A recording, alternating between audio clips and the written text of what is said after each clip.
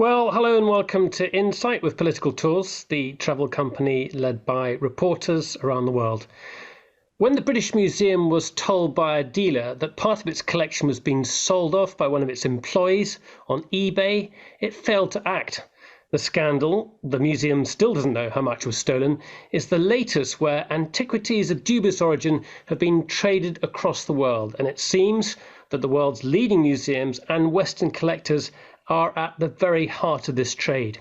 We're joined by Azadeh Moaveni, an American-Iranian journalist who's been looking into this murky subject. Hello and welcome, Azadeh. How are you? I'm very well and very glad to be here to talk about this. Yeah, well, thank you so much for giving us some of your time. You are best known, I think, for your coverage of the Middle East. You've written some very well-received books of going back a bit, Lipstick Jihad, and more recently, The Guest House for Young Widows. But we're not here to talk so much about the Middle Eastern politics. We're here to talk about antiquities.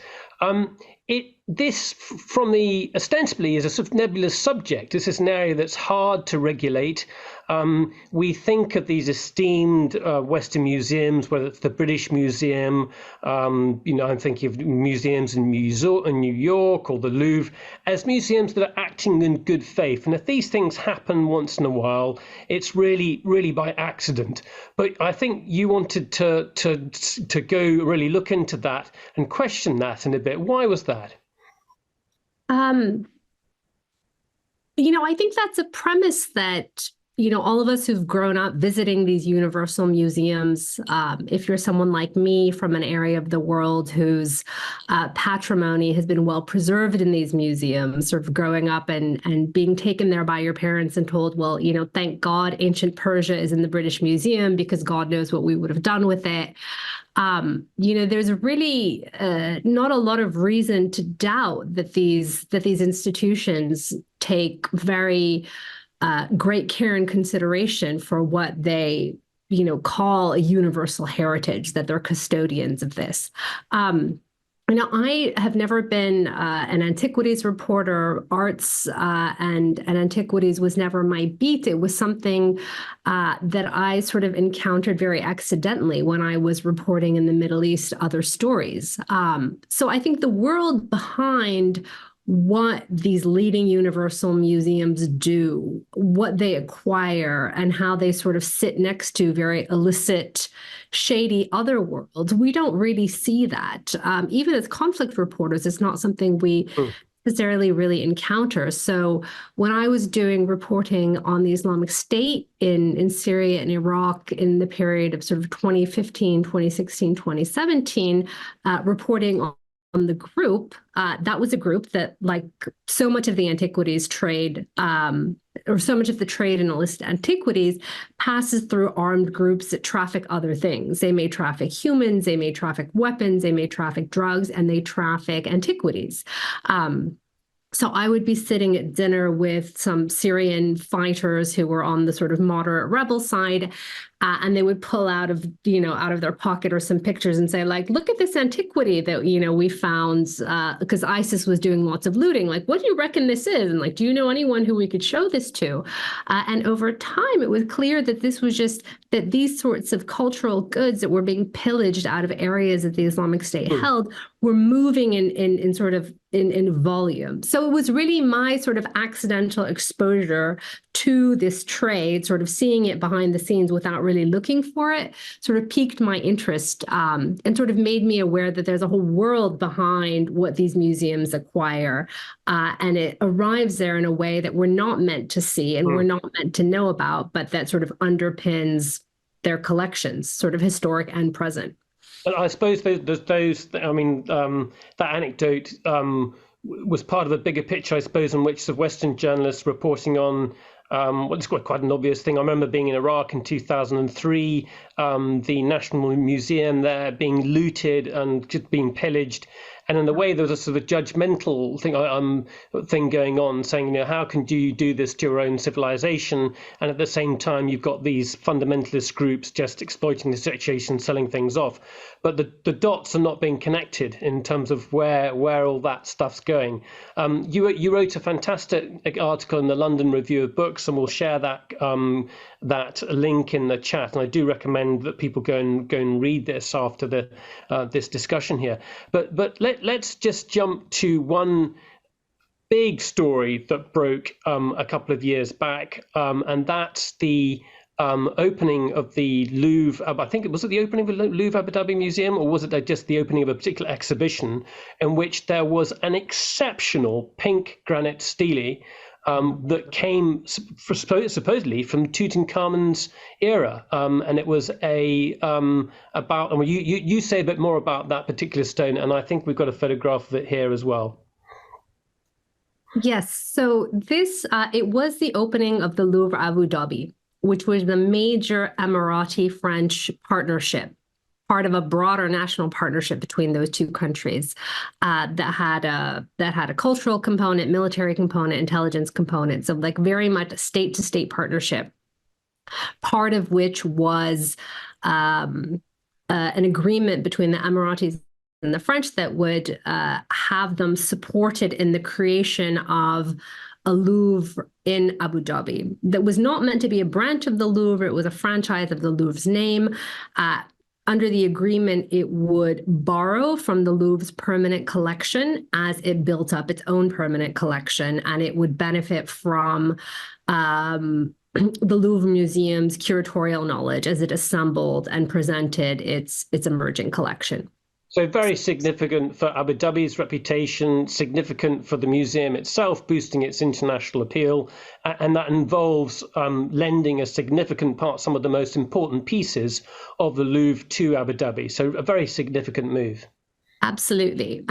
Massively important for the Emiratis and increasingly also the Saudis, who are now in competition with one another as hubs of cultural tourism. I mean, that is part of their long-term sort of foreign and economic plan for development, is to have cultural hubs of tourism. And the Emiratis are ahead at this point. So the Louvre was, yes, exactly. It was really the cornerstone of this. A great soft power initiative, of course, and this is the stela itself. So this was the sort of star, one of the few. There were a handful of pieces that the Louvre Abu Dhabi acquired for itself as part of its permanent collection, and this is one of them. This is a pink granite stela that is dated to the time of Tutankhamun, and it's very important because it sort of sets out some of the background to Tutankhamun's time and era, which was very short, and I'm not an Egyptologist at all, but not entirely well understood. Much of the decisions that he made in his life, his biography, are still being worked out. So this is an extraordinary piece, extremely well preserved, very legible, and very beautiful. It's extraordinary to see in person. So astonishing that there was, an Egyptologist, a French Egyptologist that I spoke to who looked at it, others thought, perhaps this is not even real. How can something so significant from the most iconic pharaoh of the history of ancient Egypt not have even been known about? Because that was it. It was just popped up really out of nowhere. Nobody knew about its existence until it appeared there. That was the first time it entered the public domain. So that the concern was, is this real? Is this a fake? Exactly. Is this real? Is it a fake? So researchers started working on it. And as they began to work on it, they asked, as is now the sort of protocol in modern sort of archaeology and Egyptology, to ask for information about its provenance. Where did it come from? What was the chain of acquisition that ended in its arrival in the collection of the Louvre Abu Dhabi? And it's really then that questions started to emerge about its provenance. It had been in storerooms in Europe in different locations in the sort of mid 2000s. There were some researchers or curators who had said to have seen it once or twice, peeked at it in Germany, but the sort of acquisition paperwork for it led it back to, or sort of originated back to, a dealer, a very controversial dealer, who at that point was emerging to be, or was a prominent sort of figure in what was emerging to be another, or this wasn't a scandal yet, but became a big scandal that originated with the Metropolitan Museum in New York. And that I think we'll talk about too. Okay, so let's just stop there, because I think the point here is when we talked about the British Museum in the introduction, we've spoken about the Louvre, and now we're going to let's just jump and share. I'll just stop sharing that one there, and then hopefully, if I'm competent enough, I'll come up with this exhibition opening, actually rather this photograph here, which is at the Met. If I can just share it there. Here we go. Yeah, so what are we looking at here, apart from Kim Kardashian?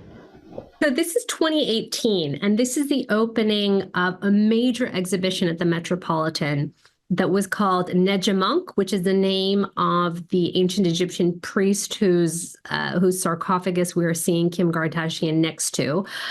It was called Nejemunk and His Golden Coffin. So this is Kim Kardashian. She's wearing the theme that year for the Met Gala with Catholicism. So she's wearing a sort of chain metal Versace sheath. You can see it sort of got a cross on it. And she posed next to Nejemunk because they sort of look like they're wearing the same thing in some manner. So the photo of her posing with this coffin just spread all over the internet globally like wildfire. And what happened is that one of the diggers, the sort of illicit looters who had pulled this coffin out of the earth in ancient Egypt some years prior, and who had never been paid for it because the middleman who passed it on kept telling him that it hasn't been sold yet, it hasn't been sold yet, you can't have your cut until it's sold. He sees it on his phone and realizes that he has been cheated, that it has indeed been sold, perhaps to the most, wealthy Western institution museum in the world. And so let's just go just trying to catch up because there's so much going on here. So this is a guy who literally dug it up. When did he dig it up? He dug it up. It appears sometime in right around the Arab Spring. So the Arab Spring kicked off 2011, and it appears that it was looted in the autumn of 2011 at a time when there was a great deal of political conflict, of course, sort of unfolding across the several Arab countries of the Middle East. We know that there was less security than usual at many archaeological sites, and it sort of opened up the possibility for more illicit digging. So it was around then that it had been dug up. Okay. So this is you've got a scandal emerging, but one of the key things which you highlight in your story, and many experts have pointed to as well, is that there's no real, if you want to bring these artifacts to market, there's no real body that's going to hold you to account. There's no, if you're thinking about, well, give us the drugs as an example, as a very clear illegal artifact. What's different about antiquities? So antiquities are very, very difficult to control the illegal trade of, because what makes them illegal is a sort of a history that cannot prove that they were removed out of the ground and then sold illegally. I mean, essentially their biography, if factual, can make them licit. Their biography, if concocted and faked, can make them illicit as well, can make them illicit. So there is no point at which the antiquity, simply by virtue of being itself, is an illegal commodity, right? So it's a backstory that has to be painstakingly examined and put together, and then it emerges. Whereas, if you're tracking a person, a child, a drug, all these sorts of other weapons, at every point in the trade and in the transit, it is illegal. Whereas with antiquities, the burden of proof is on some sort of regime of control, of cultural protection to prove. But in and of itself, nothing is simply a point of existence illegal. So it becomes very complicated to control. So there's another character I want to mention here, and this is I think it was certainly with the U.S. Military in Iraq, and subsequently an investigator, and his name is Bogdanos. I think I can even produce a photograph of him here. He was in Iraq in 2003 and documenting antiquities, and then he goes back to, I think he was an investigator anyway. Is that right? Tell us a bit more about him. Yeah, my understanding, and I could be slightly, I think that Matthew Bogdanos has a legal background. And so he was stationed with the Marines, and he was on active duty in Baghdad during the invasion, and was there at the museum, was stationed at the museum, and was part of the sort of the team or the regiment that sort of tried to secure the museum at a certain point in what we know happened to it. Managed to get a certain number of looted artifacts back.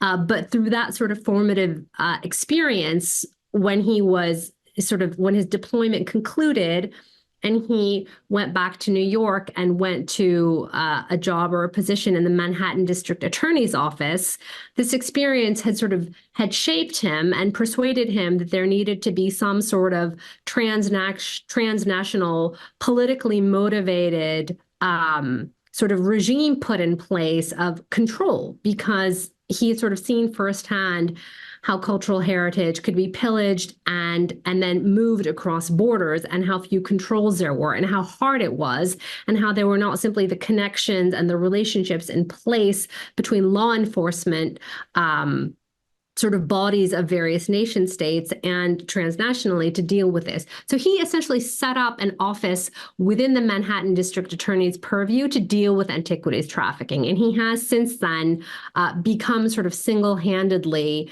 the force that has reshaped certainly the market for or imposed a sort of regime of inspection and monitoring that's reshaped at least New York being a big arrival market for illicit goods. Okay, so before we get to that point, I'm right in saying that he begins to uncover evidence, troves of emails, where he can begin to link the origins of the, and I'm going to mispronounce it, the tomb that's in the Met. And then there's a knock-on effect, because it goes back to the same dealer or dealers in working in Germany and the Middle East. That's absolutely right. So it is a bit of a complex trail, but he has informants in many places. And one of his informants, so the tomb digger in Egypt who dug up Nejamonk that we saw Kim Kardashian posing with, contacted one of his informants, Bogdanos's informants, and said, I haven't paid. That's my coffin. I haven't been paid. And so Bogdanos, who had a tranche of emails that he had received in 2013, was able to sort of put the pieces together. Like that, what he had was very dusty looking in the emails. This was very cleaned up, but it helped him to map the network. So once he was able to sort of connect that illicit digger with the dealer who had sort of passed those emails around, and then the sort of end point of Nejamonk, he was able to sort of launch a major investigation that eventually showed that this coffin that the Met had acquired had been looted illegally and had its provenance falsified. And it was really a major scandal. I mean, he essentially put together a devastating investigation that showed that the Metropolitan had really not even done the most basic due diligence in ascertaining whether this coffin had been bought and sold and acquired in a legal way, sort of according to the various laws that have been passed in the second half of the 20th century around cultural heritage. Now, there are two dealers that this piece is linked back to, and I think they're called Kunichki and Semper. And so that's they're linked to the Met piece, but they're also linked to the Stele Stella, I never get the pronunciation of that right, which has been bought by the Louvre Museum in Abu Dhabi. So what's my first question is, what's the reaction of both museums? How do both the Met and the Louvre initially react to this? So the Met initially, the Met, when presented with Assistant DA Bogdanos's devastating sort of investigative findings, immediately sort of holds the exhibition and says that it has, made a mistake, and puts out a sort of effused public apology. And there is an elaborate ceremony in which the Egyptian ambassador attends, and the coffin is packed up and sent back to Egypt. So a big embarrassment for the Met. The Louvre, impassive. The Louvre is not acknowledging or sort of suggesting at this point yet that this has anything to do with them.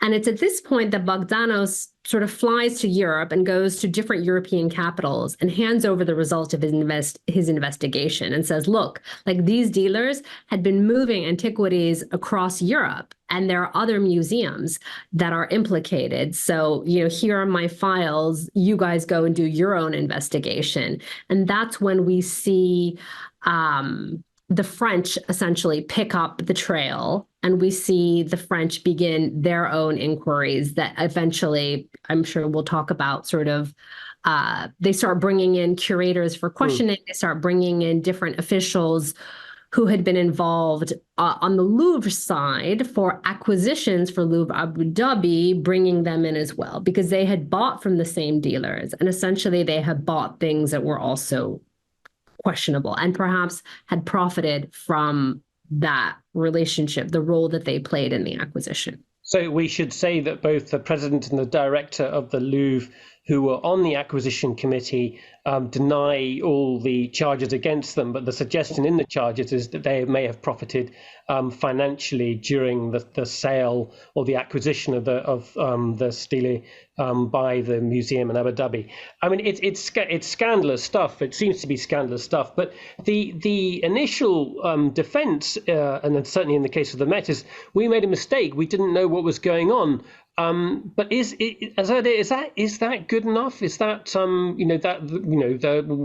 this is a difficult area in which to work. It's very difficult to ascertain the provenance. How can you establish this? Is that a good enough answer? It's a really good sort of tension to look at. Clearly, Bogdanos doesn't think that was a good enough answer. He's the one who sort of invokes the ostrich. But if you look at... When you say ostrich, what do you mean? I mean, I think this is the title of your article. The ostrich defense. I mean, sort of putting ostrich-like one's head in the sand and sort of making no attempt to understand what was going on around you, and then sort of claiming ignorance of it. But you didn't know because ostrich-like your head was in the sand. You were choosing not to look at what was visible, essentially. And what was visible, if the curators for the Met had looked closely enough, was that there was no proof that coffin had left Egypt legally before the date, the period of time in which it would have had to have been removed in order to be a legal foreign acquisition of Egypt's cultural heritage. So it turned out that essentially all of that paperwork was doctored It was doctored actually in a very sloppy way. I mean, there was an exit stamp that had been manufactured that had the wrong name for Egypt. I mean, it The sort of wrong republic. the wrong Yeah, republic. yeah. So, I mean, it was sloppiness of an order that, if you had an undergraduate student doing a paper in art history in the basics of provenance who was looking, they would have picked up these signs. But it's an extraordinary piece, and museums need showstoppers. Museums need mummies. They need these show-stopping acquisitions. But it was a big turning point because after this, the Met announced that it would create a whole provenance team, that it would sort of revolutionize its approach to acquiring antiquities, that it would, and it's not really clear if any of this has really borne out and will change patterns of behavior, but it was a big turning point. So I guess the point you're making, and the Bogdanos has shown that this is systemic. It's not the denial, the idea that this is a murky world, and buying and identifying the provenance of our antiques and antiquities is always a tricky thing. That's just not a good enough, and you need to have a regimen. You need to have a system in place that ensures that this does not happen, and that you clearly prove where things come from. Bogdanos, you're saying he's done that. What's been the effect in New York, and how does that contrast with elsewhere? So the effect in New York has been dramatic. The big auction houses have essentially shifted, although they don't sort of say that they shifted because of these investigations, but they've essentially shifted, or at least one of them has shifted its main sort of classical antiquities auctions to Europe. Bogdanos has raided the homes of so many enormously wealthy New Yorkers. Can we just talk about some of those New Yorkers? Because I think this really illustrates how deep the problem was. Who's Michael Steinhardt and who is Shelby White? Just tell us about those two, for example. So Michael Steinhardt is an extraordinarily wealthy New Yorker who I believe made his wealth, made his money through hedge funds. Very modest background, catapulted himself through the world of finance to extraordinary wealth, and was a notoriously reckless collector. He seemed to actually, and sort of reporting about him says this, that he really reveled in collecting on the edge. Like the more dangerous an antiquity seemed, like the more he was into it. He was one of the early targets of a Bogdanos investigation. So Bogdanos sort of shows up. He does a whole degree, like his office does intensive investigation, and then will show up at the homes of these wealthy, like Steinhardt, an example, and carts off 20 pieces that he has already been able to meticulously show were not acquired legally, essentially, or that were illicitly trafficked. Shelby White is another sort of controversial collector, sort of one of the foremost handful of collectors in philanthropic New York in recent decades. Well, you're talking about New York high society, aren't you? Here, I mean, this is that these fantastic cocktail parties. The buying of these pieces is socially acceptable. It's very, very important, and as that the Kardashian photo in the Met shows, I'm just trying to think, if you were trading in something incredibly illegal, and yet everyone seems to be celebrating. There's no question about it until now. That's absolutely the critical point, which is that it is cultural and social currency for the extremely wealthy. So Shelby White, a collector who is on the board of the Metropolitan, who's at the center of exactly very New York high society. So this kind of collecting for decades has been a way of building social reputations for the aspirational wealthy, the sort of creation of a reputation of refinement, the sort of manufacturing of status for wealthy people who sort of arrive without prior family status or cultural status of other kinds. And essentially what Bogdanos did was he has made that kind of sort of cultural, the accumulation of that kind of social and cultural capital, dangerous. Like actually wealthy people behaving very badly to be able to be feted and have grand sort of museum wings named after them, in the sort of mode of the Sacklers as well, like another sort of dynasty that as your listeners and our audience will know, sort of made their wealth off of the selling of prescription painkillers. It created the opioid crisis. But if you walk into the Metropolitan or into many institutions, that name for decades before this was sort of made a scandal by reporters was synonymous with great refinement and civilization and philanthropy. So essentially, Bogdanos has made New York almost a no-go area for this type of pattern of buying, of reputation laundering, and of like the accumulation of status through the acquisition of things that have come from countries in the global majority that are riven by conflict, run by states that don't have the wherewithal really to control their own borders.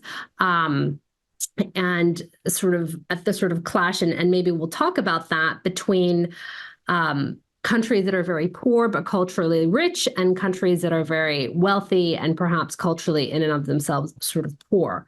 But Europe is still a center, but New York, due to Bogdanos, that's the question to me. I'm going to come on to those that dilemma between those that got money and the countries that don't, and what that means. But why is Europe slow to catch up with this? I mean, I know a series of museums have been repatriating or sending antiquities back. We'll talk about the Benin bronzes in a second. Germany, I think France, but certainly a whole series of museums have been transferring stuff back. But still, you're saying that sense of enforcement, that proving the provenance, those enforcement mechanisms are not there yet. Why is that not happening? Well, I think it's partly political will, and a sort of culture of corruption and indifference in some of these European countries, I would say.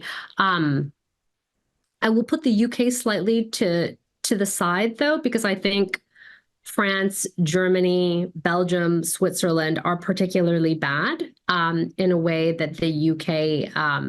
Can you provide an example of that? I mean, you say they're slow to investigate. What do you mean? So specifically, I mean, they are slow to investigate. I mean, there's almost no investigation. Germany is a country that was the sort of hub for one of the family of dealers that moved many of the goods out of Egypt, and that was connected to this network that sold both to the Met and the Louvre. The German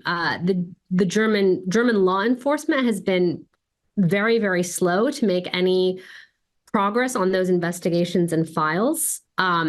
There just isn't an equivalent. There's certainly no equivalent to a Bogdanos, where you have empowered within law enforcement in France or Germany a whole dedicated team that is looking for these illicit antiquities and sort of monitoring what comes into the country, that's running investigations. So it's both being slow to act on intelligence provided by external law enforcement, as in Germany, and it is to an extent France as well, and also I think scrutiny of acquisitions, a problem across the board, but increasingly the trend, maybe 10 or 15 years emerging now in the US, is not being picked up and sort of pursued in parallel in Europe. So sort of Europe remains farther back. And you would think that, I mean, some of the linkages here of groups selling the stuff. I mean, you in your article for the London Review of Books talked about Al-Shabaab. Now you cited a couple of examples. Can you just give us that? I mean, you can imagine a museum would not want to be linked to a terrorist group that's using antiquities to finance its work. No, absolutely. I mean, some of these pieces, the smaller pieces, Al-Shabaab was implicated in the trade for ivory, for example. Islamic State was implicated, and some of the Iraqi and other Syrian armed groups were implicated in cuneiform tablets. So there's also a question of scale.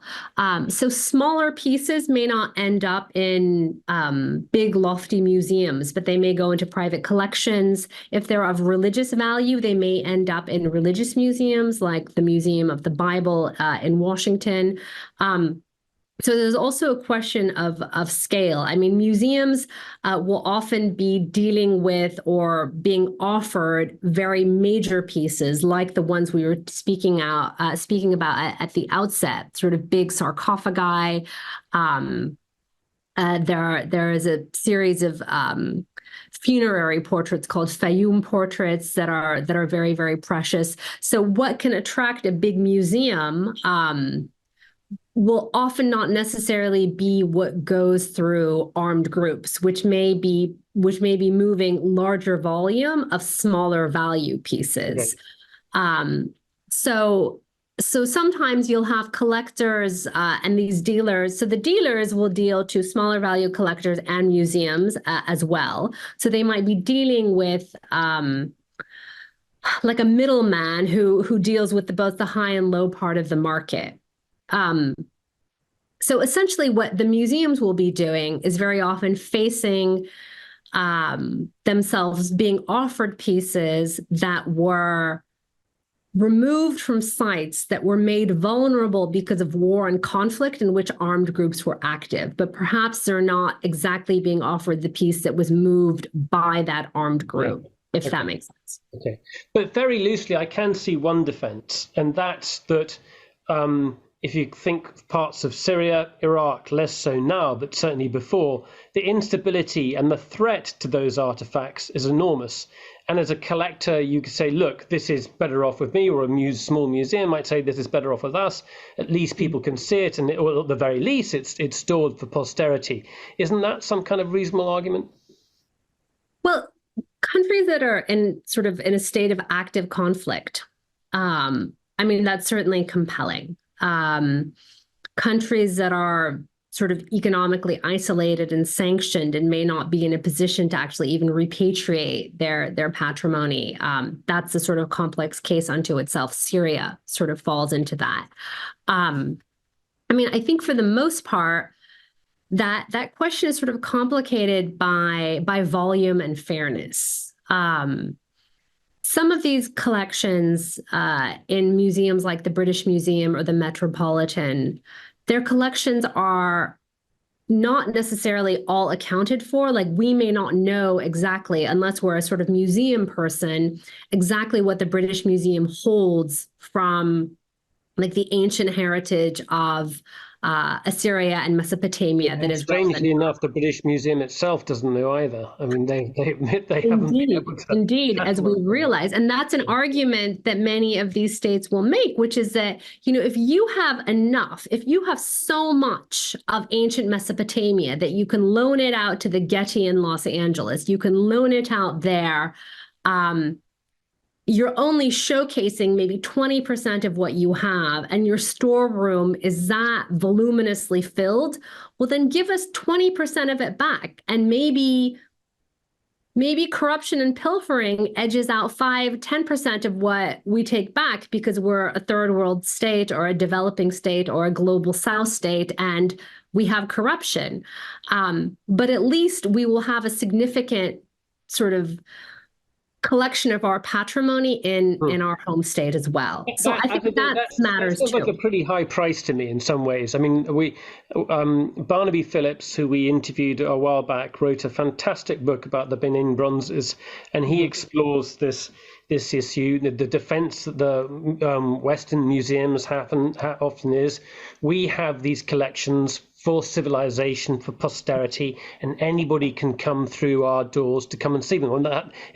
First of all, deal with that point, and then I'll come to the issue of how well those artifacts can be looked after in, say, Benin City. But first of all, the defense that, look, these artifacts are there for everyone, for all of civilization, for all humanity to look at.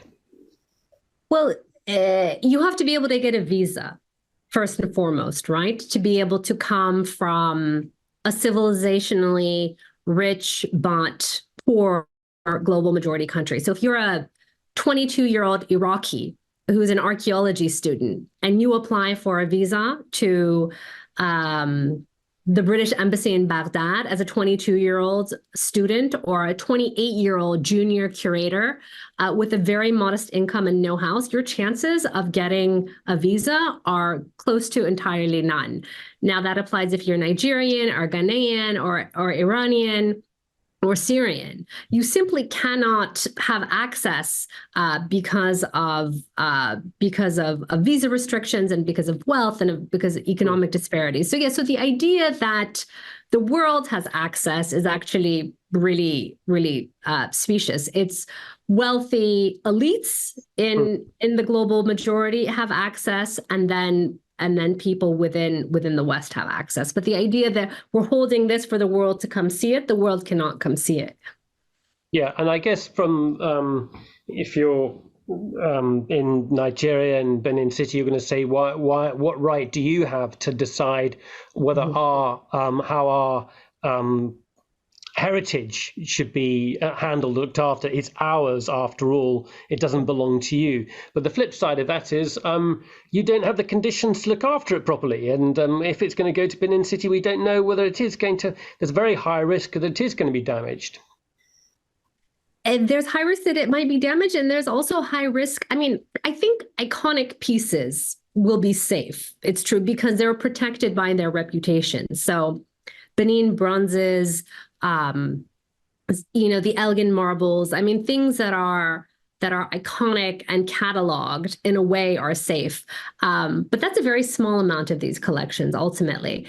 A big problem in museums in global South countries is cataloging because there's a real resistance to cataloging because that reveals the degree of sort of state complicity in trafficking. So that is a reality. But something that's sort of been born out of the scandal at the British Museum is the rejoinder, and Greece made the point in the case about the Parthenon marbles, is that you don't actually even know. Like, your curators are stealing things and putting them on eBay, and you can't protect it yourself. And now that seems to have entirely been the case. And perhaps no one was putting a Parthenon marble on eBay. But if there were hundreds and maybe thousands of pieces sold, that's still significant. So the idea that there's a fortress in the West for these pieces of cultural heritage, and that if they were moved to the global South, they would just be instantly pilfered, is not borne out by what we know. Okay. Now, listen, I'd love to, we've got a few people online. I'm hoping that we'll get some questions. I'd like to have some questions. So please, in the sort of closing stages of this, please do put some questions in the Q&A box so you can put them directly to Azadeh yourself. Azadeh, is there a consensus emerging, and if so, what do you think it should be? I mean, the overall, Bogdanas's work, that investigator working in the public prosecutor's office in New York, was saying there needs to be an international framework or resolution to govern all of this. Is that happening? Is any consensus building around that idea? There's unfortunately, no consensus building around that. I mean, there's not a great deal of leadership. I mean, the natural home for that would be somewhere from within the UN and perhaps UNICEF. UNESCO. Sorry, UNESCO. I've been working on another issue that is more humanitarian. Yeah. So UNESCO could potentially, I mean, so when it's talked about, UNESCO would be sort of the natural home for some sort of international agreement or amnesty, like things after this point, are not going to be traded in this way anymore, or some sort of regime or sort of agreed regime of repatriation. Because the argument is that piecemeal, sort of no museum or no country will feel compelled or obliged. What benefit does it have to be the outlier in repatriation or returning?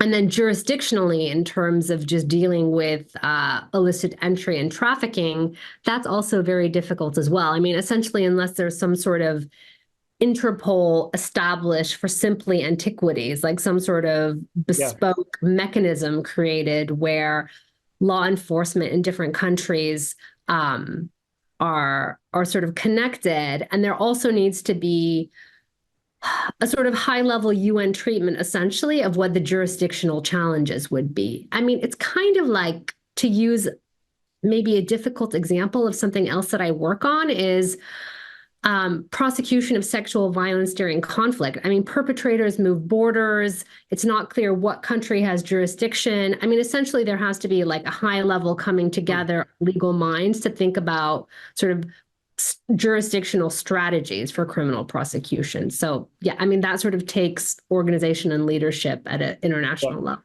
Well, we'll come to a question in just a second from Diane Cook, who I know is here in the UK. But I mean, your article has highlighted, what Bogdanos has showed us as well. Nobody's left clean in this. The politicians' failure to act, at least within Europe. You've got the very top museums in the world. You've got high society throughout the world implicated. Dodgy dealers essentially going scot-free. And really the work of one sole investigator in New York trying to pursue it all. I mean, it's really incredible, really. But I do recommend, let's I'm not too sure if we've got that article in the chat box. Yeah, we do. Yeah, it's up there. Karen has put it up there already, so it's in the chat if anyone wants to read it. Diane Cook, let's go to you. Take your question. Go ahead, Diane.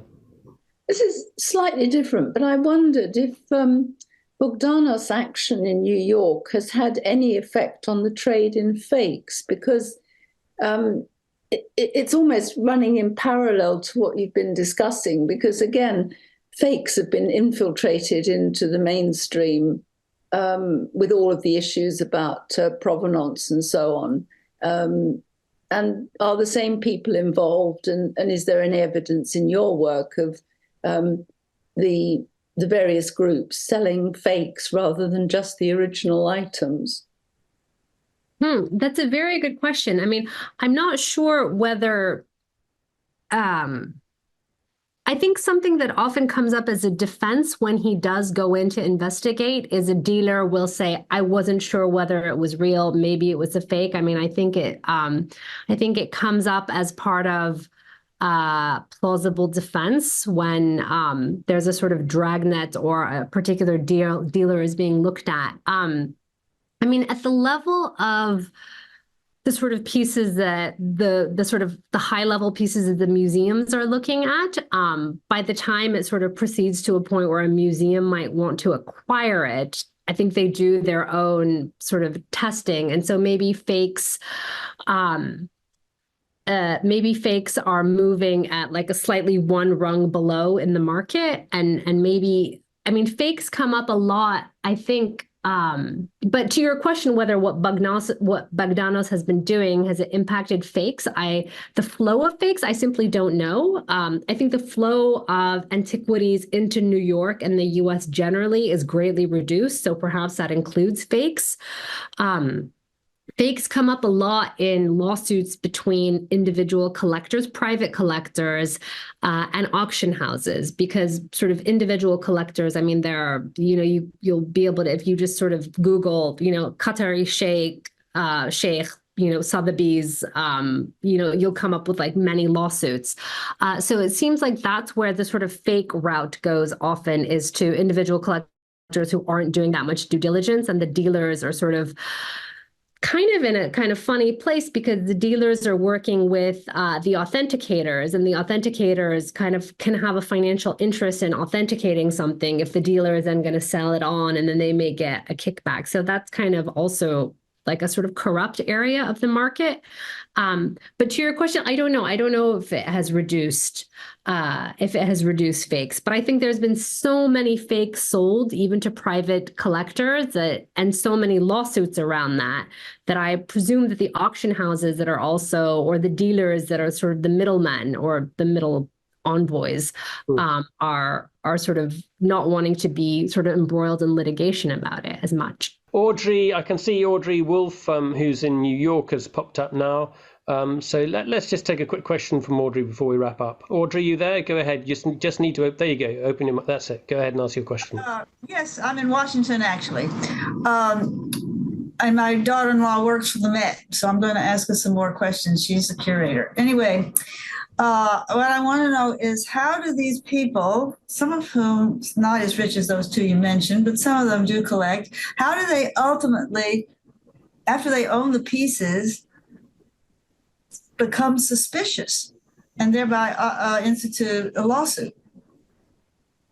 You're talking about private collectors or the museums? Mm-hmm. The collectors. Collectors, right.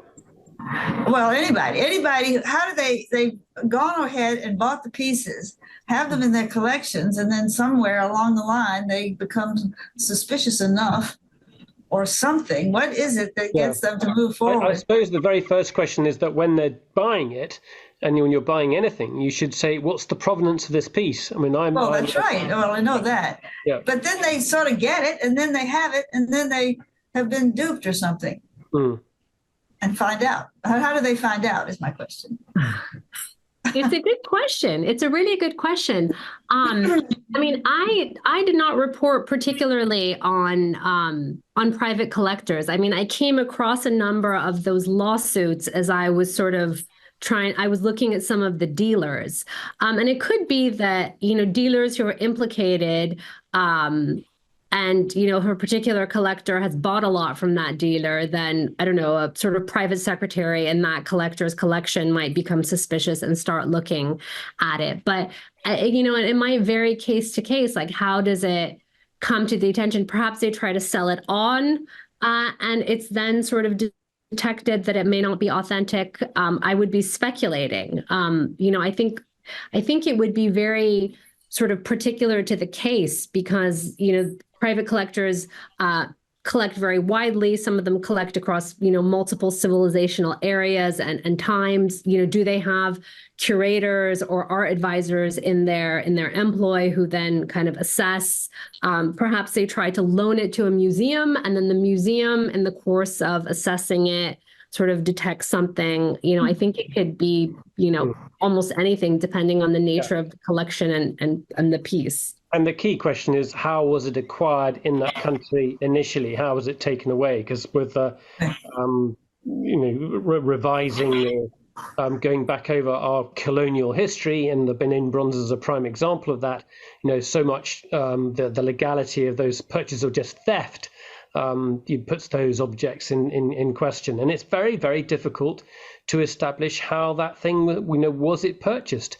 The initial suggestion or the explanation around the stela was that it was an Egyptian dealer who'd sold it, and they looked into whether the Egyptian dealer existed, and he didn't seem to exist at all, and it was bought by a German naval officer. They looked at the German naval officers' names. How could this guy have afforded such a piece?